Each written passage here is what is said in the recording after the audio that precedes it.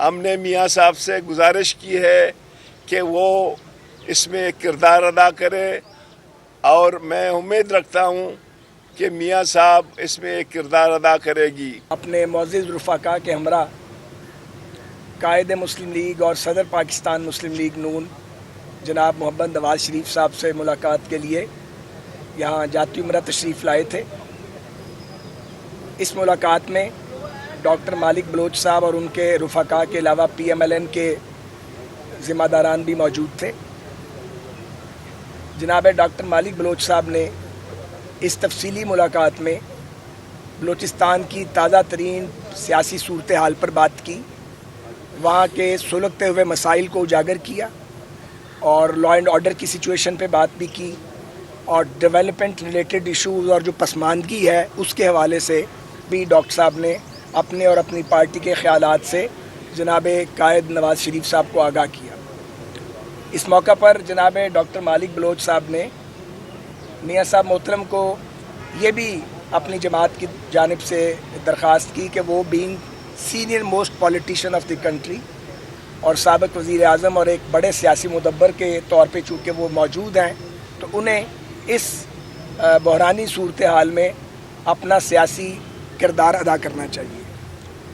جناب میاں نواز شریف صاحب نے اور پی ایم ایل این کے ذمہ داران نے ساری بات کو بڑے غور سے سنا، اور اس پہ ہم نے ڈسکشن بھی کی ہے، اور بڑی انفارمیٹو اور بڑی میننگ فل یہ میٹنگ تھی۔ تو نواز شریف صاحب نے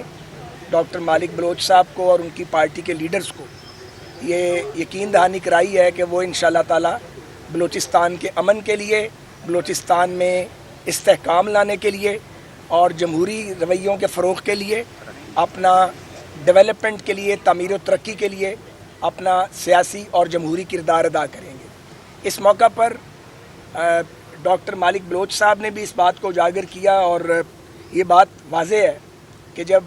پرائم منسٹر نواز شریف صاحب تھے اور ڈاکٹر مالک بلوچ صاحب ہماری پارٹی کے اور ہم ان کے اتحادی کے طور پہ چیف منسٹر تھے بلوچستان کے، اس وقت ایک میننگ فل پیس پروسیس کا آغاز ہوا تھا جو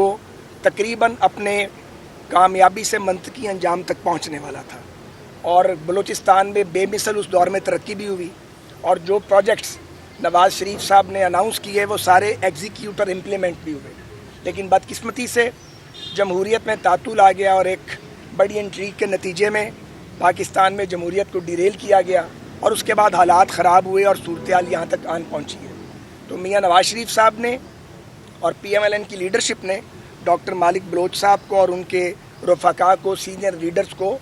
یہ یقین دلایا ہے، نیشنل پارٹی کے دوستوں کو اور اکابر کو، کہ پی ایم ایل این اور خاص طور پہ قائد مسلم لیگ ذاتی طور پہ دلچسپی لے کے اپنا پولیٹیکل ڈیموکریٹک رول پلے کریں گے، تاکہ بلوچستان کے جو ایشوز ہیں ان کو سیاسی طریقے سے ان کو انگیجمنٹ کے ذریعے حل کیا جا سکے۔ شکریہ میں مسلم لیگ کے قائد میاں نواز شریف اور اپنے سینئر دوستوں کے مشکور ہوں کہ جنہوں نے نیشنل پارٹی کے خیر سگالی کے وفد کو احترام دیا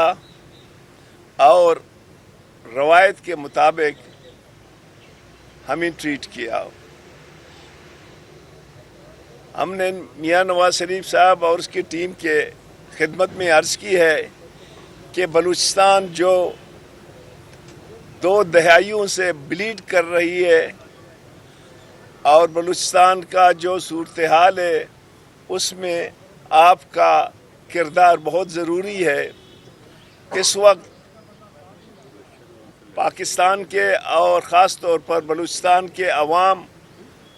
نواز شریف سے اس کی امیدیں ہیں کہ وہ آ کے ایک مثبت کردار ادا کرے گی، چاہے بلوچستان کے سیاسی مسئلے ہوں، چاہے اس کے معاشی مسئلے ہوں۔ ہم نے تفصیلاً بات کی ہے۔ اس وقت بلوچستان میں جو بی این پی مینگل کا